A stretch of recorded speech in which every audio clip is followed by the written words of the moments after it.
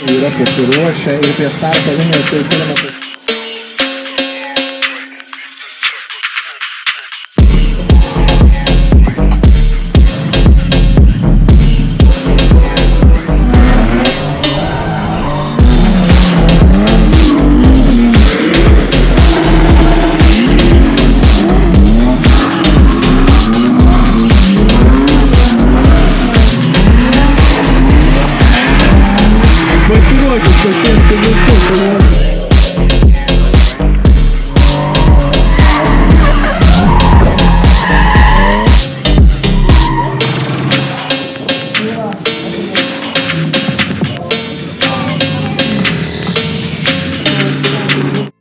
Pirmojų kvalifikacinių važiavimų nutiko šioks toks incidentas mantui.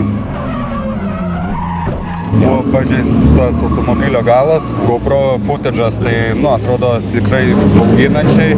Manto būklė atrodo, kad normalizuojasi. Sakė, kad po smūgio šiaip labai galva skaudėjo, bet dabar lyg ir jau mažėja. Rytoj dar turim semi-pro etapą, tai tikėkimės, kad Mantui viskas bus okei ir skausmai nepasireikš po nakties. O kol kas laukia antrasis kvalifikacinis važiavimas. Kaip tavo savijauta po smūgio? Vidai, man atrodo, būna ne taip bauginančiai gal jautėsi.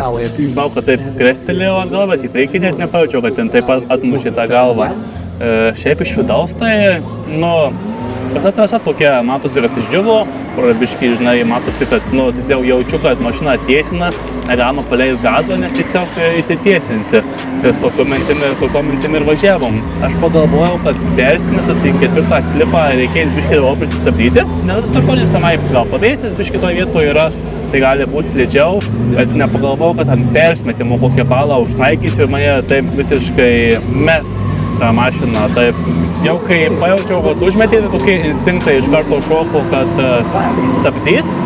Bet tada biškai smegenys įsijungė, stabdymas blogai, reikia mėginti mažinti žalą, kurią padarys. Buferis sulindo, visos kardos sulaikė, bet nei važiuoklės dalys jokios, atrodo, nei kas nėra sužalota. Paskui kaip išvažiavau, viskas atrodo, jokių garsų bildėsių neatsirado. Biškai prisikabinom buferį, nes ten dabar nuolukti, biškai nesąmonės įsikilėvo tarp metalų visur, tai jau paliksim kaip yra.